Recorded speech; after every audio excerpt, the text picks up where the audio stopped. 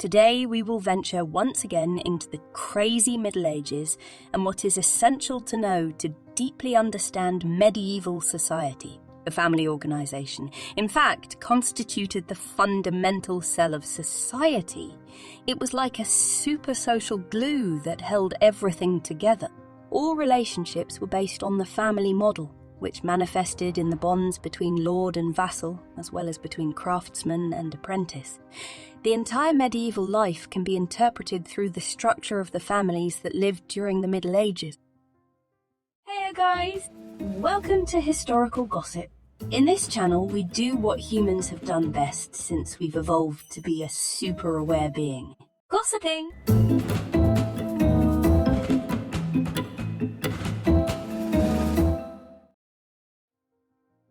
Taking care of the family and the home was a long and often exhausting process that fell to the woman. The medieval family, don't think of them like ours, with a mom, a dad, and one or two children. Instead, they were small communities composed of many more individuals. The head of the family, the wife, the children, sometimes even illegitimate ones, servants and slaves. They all cohabited under the same roof, and there could be kinship, religious or legal ties among them.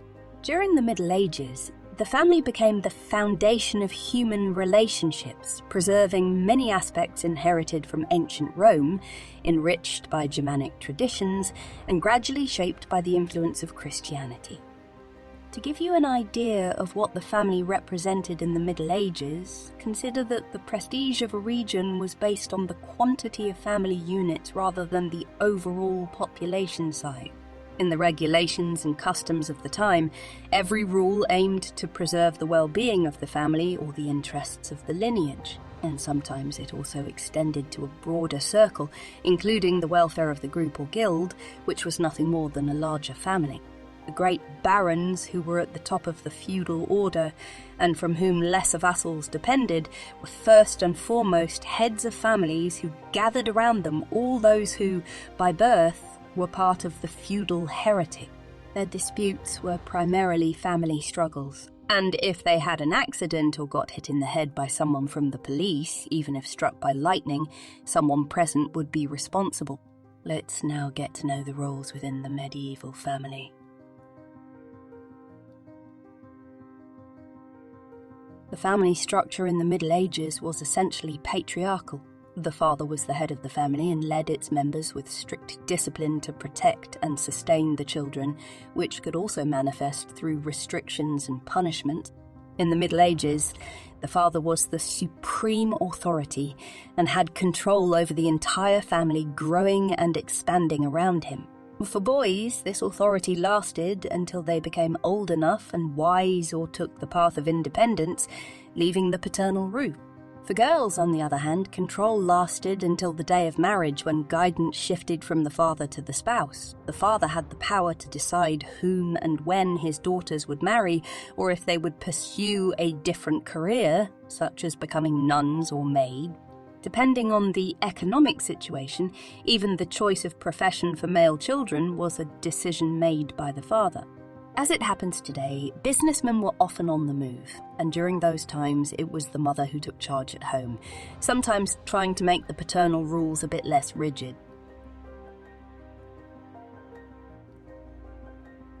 A small but complex community like the medieval family needed good guidance, a task that fell to the wife. She, like a choreographer, ordered the rhythms and activities of all members. First of all, one had to think about the husband who, after a hard day outside the home, sought only three things: a hot bath, a hearty meal, and a comfortable bed. Then there were also the servants to take care of. When the family was fortunate enough to afford it, the bride's task was to lead this team and hand out punishment when they misbehaved or threatened the interests of the household. In short, she had to make them collaborate for the good of the family. It was a bit like a manager with an apron, with the power to kick members of her team if necessary. Let's not forget about the children, whose early education awaited the bride. The education of boys until adolescence was entrusted to the women of the house, such as mothers, grandmothers, aunts, and the bride. More than a reading teacher, had to be an example of virtue and piety for the young.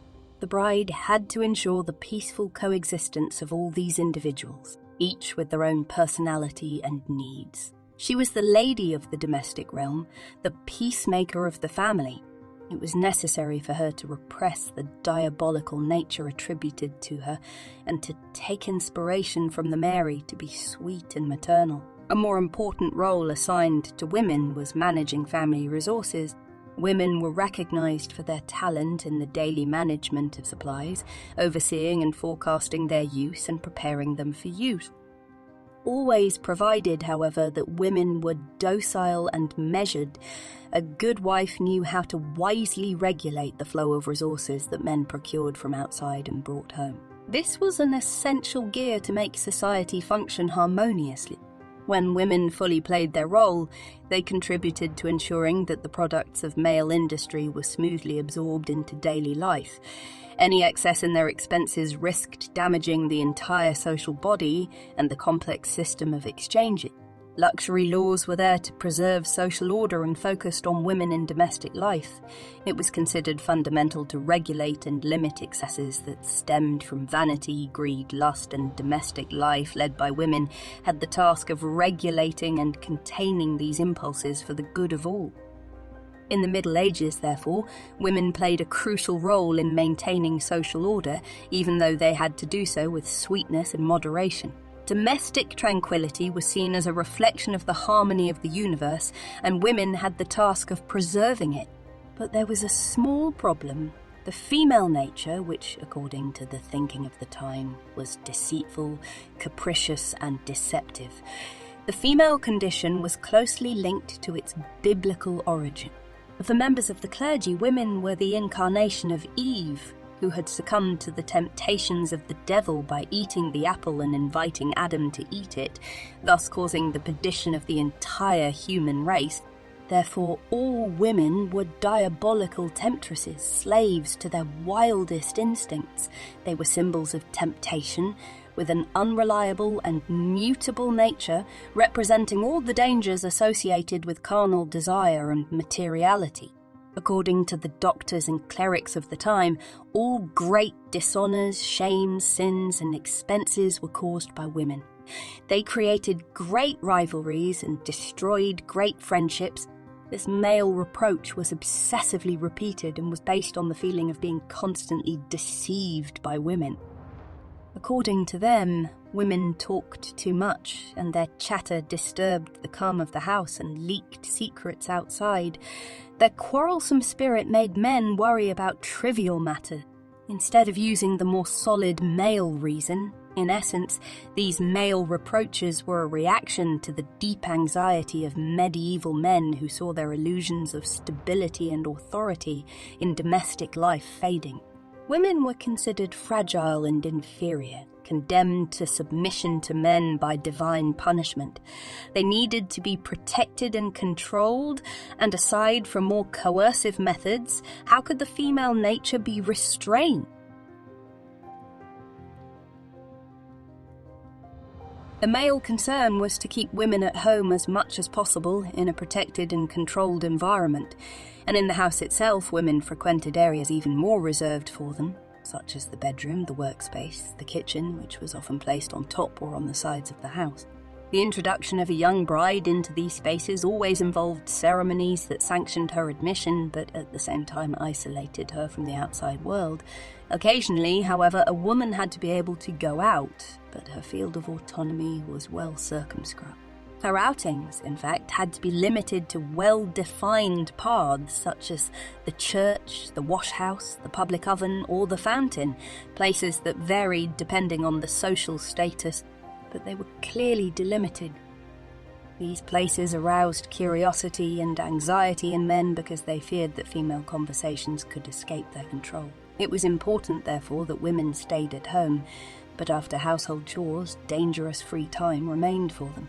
There was a risk that they would start thinking too much or want to go somewhere. Women, therefore, were not to be idle, even if they were wealthy enough to afford it. They needed to be kept busy somehow, to avoid risking that their little brains worked too hard and they came up with rebellious ideas or started getting depressed. Educators of the time made sure that women learned tasks such as sewing, spinning, or weaving to fill the time when they had no other duties to perform. These tasks served to immobilize women's bodies, numb their minds, and prevent them from fantasizing in a way that was dangerous for their honor and family reputation. From a very young age, women were engaged in activities like spinning, weaving, sewing, and embroidering tirelessly. And the nobler their origins and the more honourable they were supposed to be, the less time they had for play, laughter, or dancing. This attitude was justified by saying that the father had to teach them a trade that would allow their survival in case of poverty. However, the main goal of educators was to neutralise the alleged unstable and fragile nature of women by forcing them into endless and ceaseless activity. Educators argued that once the girl went to her husband's house, she could use these activities to overcome melancholy, not being idle, and somehow contribute to this constant textile activity.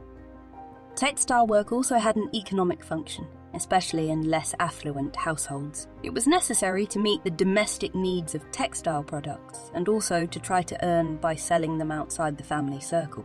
Many families, especially among the poorest, tried to balance their modest incomes with the fruit of female labour or with the wages of women working in spinning mills, whether at the top of society or at the bottom of the social scale.